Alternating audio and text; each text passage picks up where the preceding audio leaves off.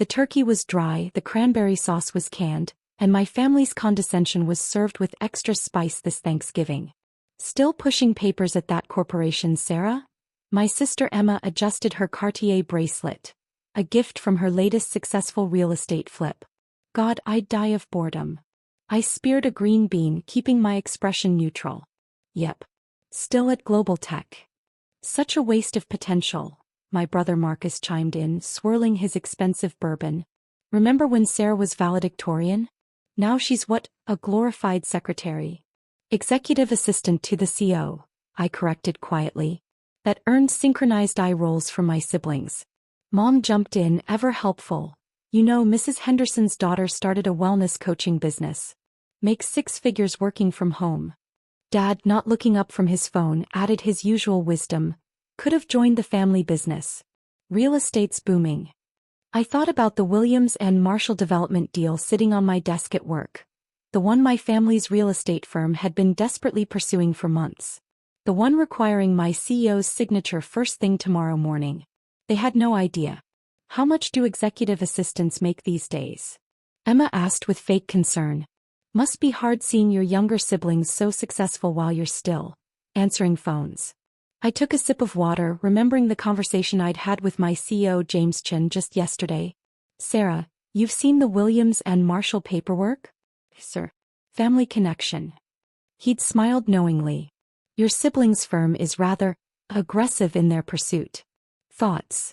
I'd shown him their proposal's weaknesses, the hidden clauses, the potential pitfalls. 5 years of reading every contract, every memo, every detail had taught me exactly how these games were played. Interesting, Marcus continued, cutting into his turkey.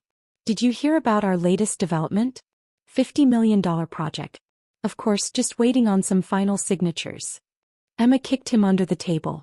They thought they were being subtle. Oh. I feigned interest. Which project is that? Williams and Marshall, Emma said proudly. Biggest deal of the year. Life-changing money. But you wouldn't understand being stuck in your little office job. Mom beamed at them. My successful children. Although Sarah. She patted my hand consolingly. At least you're reliable. Someone has to do the simple jobs. My phone buzzed.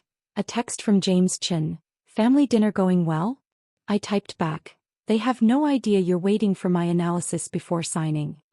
His response made me smile. Should we tell them who really runs this company? Speaking of successful, Marcus raised his glass. Toast to Emma closing the Williams and Marshall deal tomorrow. Just a few signatures away from the biggest commission of the year. Everyone raised their glasses. I lifted my water, thinking about the red ink pen sitting on my desk. The one I used to mark problems in contracts. The one that would determine whether their life-changing deal lived or died tomorrow morning. To success, they cheered. To signatures, I added quietly. Emma shot me a patronizing look. Oh honey, don't worry. Maybe next year you'll have something to actually celebrate. I smiled, remembering the stack of issues I'd already identified in their contract. Maybe sooner than you think.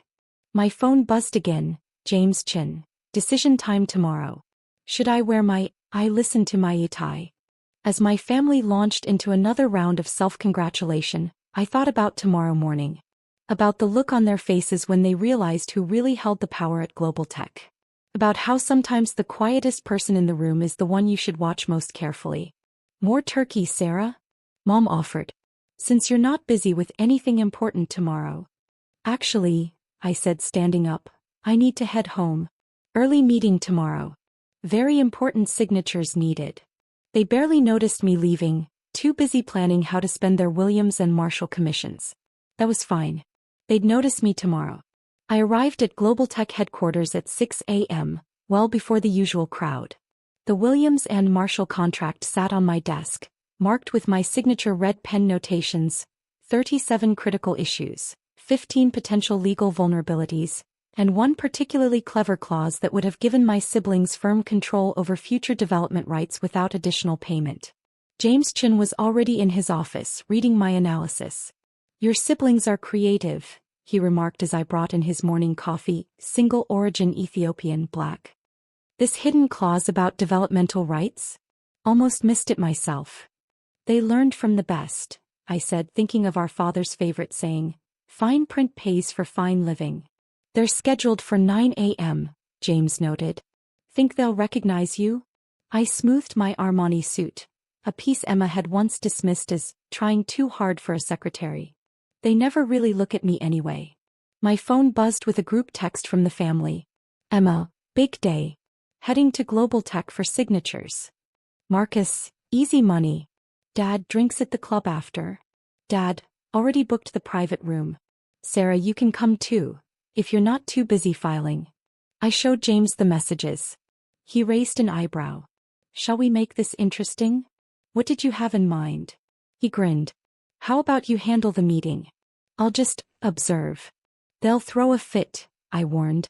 They're expecting the CEO. They're getting better. He straightened his, I listened to my, they're getting the person who actually runs this company. At 8:55 a.m. Linda from reception called. Your family's here. They're making an impression. I could hear Emma's loud voice in the background. We're here for James Chin. Theo, we don't deal with assistants. Send them up, I instructed. But first make them wait 15 minutes. Power move, James approved. Your mother taught you well. Actually, I learned that one watching you. At 9:15 I heard the elevator ding. Emma's heels clicked aggressively down the hallway, followed by Marcus's expensive Italian loafers. Finally, Emma burst into the conference room, then stopped short. Sarah, what are you doing here? We're meeting with James Chin. Marcus frowned. Did they have you arrange coffee or something? I sat at the head of the table, their contract open before me. Please sit. Look, Emma said with strained patience, this is a $50 million deal. We need to speak with Mr. Chin. Mr. Chin has reviewed my analysis of your proposal, I said calmly. He's authorized me to handle this meeting. Marcus laughed. Your analysis? You're a secretary. Executive assistant. James Chen's voice came from the doorway. And the most valuable asset this company has. My siblings spun around, faces shifting from contempt to confusion to dawning horror. Please, James gestured to the chairs. Listen to what Sarah has to say. She's found some interesting elements in your proposal. Emma sank into a chair, her perfectly arranged face crumbling. Marcus loosened his tie. I opened the contract to my first red mark. Let's start with Section 3, Paragraph 2. The Hidden Development Rights Clause. That's. Marcus started. Illegal in 3 states, I finished. Including this one. Should we continue? Emma's phone buzzed. Probably Dad asking about the celebration drinks. She ignored it, staring at me like she'd never seen me before. Your entire proposal, I continued, seems built on the assumption that no one would read the fine print. Unfortunately for you. I held up my red pen, that's literally my job. 37 critical issues, I said, flipping through the marked pages. 15 potential legal violations. And one particularly ambitious attempt to claim perpetual development rights without additional compensation. Emma's face had lost its designer makeup glow. Marcus kept tugging at his collar like it was strangling him. This can't. Emma stuttered. You're just a what? James Chin asked mildly, settling into a corner chair. The person who's prevented GlobalTech from making billions in mistakes. The one who caught the Jensen merger disaster before it happened? The reason we're the most successful development corporation in 3 states. My phone buzzed again. Dad's messages were getting frantic. What's taking so long? Emma? Marcus? The club's holding our celebration table. I placed my phone screen up on the table, letting them watch the messages roll in. Petty? Maybe. Satisfying? Absolutely. Here's what's going to happen, I said, pulling out a new contract. This is our counter-proposal. Clean, legal, and fair to both parties. But the commission. Marcus practically whimpered. The original deal was going to get you sued in 3 jurisdictions, I finished. This version keeps everyone out of court and employed. Emma grabbed the new contract, flipping through it frantically. Her eyes widened at the numbers. This is half what we proposed. This is what it's actually worth, I corrected. Unless you'd prefer I send my full analysis to the state licensing board? James Chin smiled benignly. Sarah's quite thorough in her reports. Every violation, every attempted manipulation, every hidden clause, all documented. Marcus reached for the contract, but Emma slapped his hand away. We need to call Dad. No, I said quietly, you don't. I pressed a button on my phone. Dad's voice filled the room. Just get Chin to sign. Whatever it takes. The old fool never reads the details anyway. Emma's face went white. Marcus looked like he might throw up. That was last week's call, I noted. Should I play the one where you discussed how to hide the environmental survey results? Or maybe the zoning manipulation attempt? You recorded us? Marcus sputtered. No, James Chin answered. Your calls to GlobalTech's main line are automatically recorded. Standard policy. Sarah just pays attention. I slid the new contract forward. Sign by noon or we go with another firm. And before you threaten to walk away. I opened my laptop, showing them our backup options. 6 other developers are waiting for this opportunity. Without the illegal clauses, of course. Emma's hand shook as she reached for a pen. Dad will never. Dad will take what he can get, I finished. Unless he prefers explaining his methods to the licensing board. Marcus signed without reading, a rookie mistake I'd seen him make before. Emma at least skimmed the pages, her face getting paler with each section. Congratulations, I said as they finished. You just made a legal, ethical, and profitable deal. Probably your first. Sarah, Emma started then stopped. For once she seemed lost for words. The club's waiting, I reminded them. Don't let me keep you from your celebration. As they stumbled out, James Chin moved to the head of the table. Well done. Although maybe a bit theatrical with the recorded calls. Learned from the best, I smiled. Wasn't it you who said, sometimes people need a dramatic reminder of their own hubris? He laughed. Taking notes on my management style too? Always. I gathered the contracts. Should we tell them about the merger? You mean how GlobalTech is acquiring their firm next month? He straightened his tie. Let's save something for Christmas dinner. My phone buzzed one final time. Dad, whatever you did, fix it. They're crying in the lobby. I turned off my phone. Some messages don't need responses. Some lessons need time to sink in. The fallout was nuclear, but I'd prepared for that too. That evening, I arrived home to find my entire family waiting in my apartment building's lobby. Dad's face was thundercloud dark, Mom was stress-clutching her pearls, and my siblings looked like they'd aged a decade since morning. How dare you? Dad exploded before I could even set down my briefcase. You deliberately sabotaged Dash. Your illegal contract? I interrupted, stepping into the elevator. Interesting take. They all crowded in after me. Emma's mascara was streaked with tears, Marcus's perfect hair disheveled from running his hands through it all day. We had to cancel the club reservation, Mom said as if that was the real tragedy. What will people think? Probably the same thing the licensing board would think about your hidden clauses, I replied, checking my phone. James Chin had just texted, family meeting going as expected? The elevator opened to my penthouse floor. Their eyes widened as they took in the hallway's elegant decor. How can you afford?